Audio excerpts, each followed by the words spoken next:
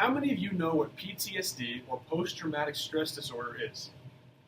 Well, according to the National Institute of Mental Health, post-traumatic stress disorder, or PTSD for short, is a disorder that one develops after experiencing something terrifying and leads to severe anxiety, nightmares, and also flashbacks.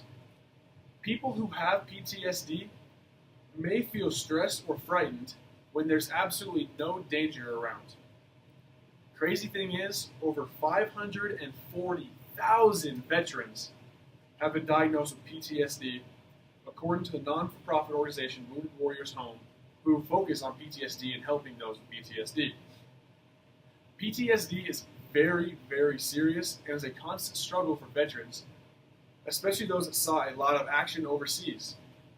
PTSD is one of many problems that veterans who come home from overseas from the war have.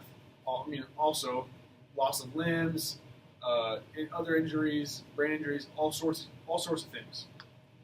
Military men and women risk their lives to protect ours. The least we can do is volunteer at a place like the Idaho State Veterans Home. The Idaho State Veterans Home is located in Pocatello, so we have no excuse to not do this. The Veteran Home offers a wide variety of programs, including programs for homeless veterans, giving them a place to stay, employment services to give these veterans jobs because they don't have the skills and knowledge that we have who come through college and we learn how to do all this stuff. Well, they go to war and they didn't learn the stuff that we're learning. Also, health services for the ones that can't afford to go to the hospital every day, and they simply provide for veterans who can no longer provide for themselves due to injuries, both physically and mentally. This topic is close to me because both of my grandfathers served in our military, so I have a general knowledge of what these servicemen do to protect us.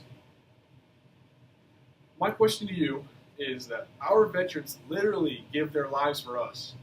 What do we do for them? This is a large problem in my eyes. These veterans have to live in a home like the Idaho State Veterans Home because they can't take care of themselves because of what they suffered from protecting us. The overlying problem here is the fact that these men and women risk their lives for us, and when they come back from overseas, not many of us do anything for them. Veterans sacrifice their lives not only when they obviously pass away, but when they get back, they can't function like they used to because of mental injuries or like PTSD, or physical injuries like the loss of a limb or, bullets hurt. A lot of veterans who are wounded also have PTSD. According to Bryant Jordan of military.com, 75% of wounded veterans are dealing with PTSD. So not only are they returning with physical injuries, they're returning with a giant mental injury as well. Steve Nardizzi, who is the Chief Executive Officer of the Wounded Warriors Project, stated, "Year over year, the survey shows mental health issues are becoming more prevalent in veterans who served in Iraq and Afghanistan. Of greater concern, access to quality mental health care is not keeping up with demand," meaning that more and more soldiers are coming back wounded or with mental health problems, yet there's not enough doctors and mental help for them to deal with the struggles they're going through. The solution to this problem is simple. It's not joining the Army, it's not donating your entire life savings, but it's simply give back in any way you can. The easiest way, in my eyes, would be to volunteer at the Idaho State Veterans Home. There are multiple things you can do as a volunteer at the Idaho State Veterans Home. One option would be just one-on-one time with a vet. Go in, hang out with them, talk with them. It means a lot to them, and it makes their lives easier because they sit around in a room, bored, lonely, suffering from PTSD or whatever other injury they came home with, and sit there, play chess with them, play checkers. Just being there to provide somebody to talk to them would mean a lot to them. Another option is just volunteer to clean up the dining hall or set up the dining hall, or if they host an event, help set up for that event. They also offer arts and crafts for their vets, so you can just go sit down and make a a necklace with them or something.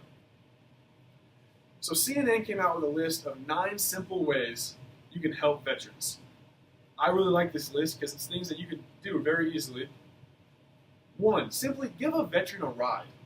It seems simple, but we've all seen people walking around and wearing the Vietnam jackets. Well, say, hey, you need a ride? Pick them up. Another one, and most college students can't do this one, but donate frequent flyer miles. Help their families come out and see them. Because the veteran homes aren't located necessarily in the most ideal areas for them and their family. Sponsor a companion dog for veterans with PTSD. Those dogs really help them with their post-traumatic stress disorder. One that, again, college students might not be able to do, but if you got free time this summer maybe, is help build a home for severely injured vets. They can't do it themselves. And there's groups of people that do this, and it'd be helpful for them. Number 5, just keep veterans off the streets. Chip in for a hotel room, or take them to a homeless shelter, or take them to the Idaho State Veterans Home, where they have plenty of things for these guys. Send them a care package or a letter. They'd love to hear from you, and the care packages mean a lot to them. Help them take a flight, kind of like the frequent flyer miles. Help them fly out to a monument or whatnot, to something that means a lot to them. Share their stories. Let other people know what they went through and what they did for our country, so they'll be more likely to come visit them and hear the stories firsthand. And this one, number 9, the last one, which seems so simple, but would mean a lot to veterans. Just say thank you. I know when someone tells my grandparents or my grandfathers that, it means a lot to them. When I say it on Veterans Day, it means a lot to them. It's just something so small. It takes 0 effort, and it'll make them feel good. And that's why I included this list in the speech, is the fact that you guys can do almost all of these things right here at the Idaho State Veterans Home. You can, go up there, say thank you, walk around and say thank you to every vet you see. It might take an hour, hour and a half, but man, you'll feel good and they'll feel even better. So in conclusion, our veterans do so much for us, literally putting their lives where they put their lives on the line for us and our country. The least we can do is give back in any way we can. Go out and volunteer at the Idaho State Veterans Home, which, as I said, is right here in Pocatello. It's not a far drive. Everything in Pocatello is 10 minutes or less away, 15 tops. You can get there, spend a couple hours there.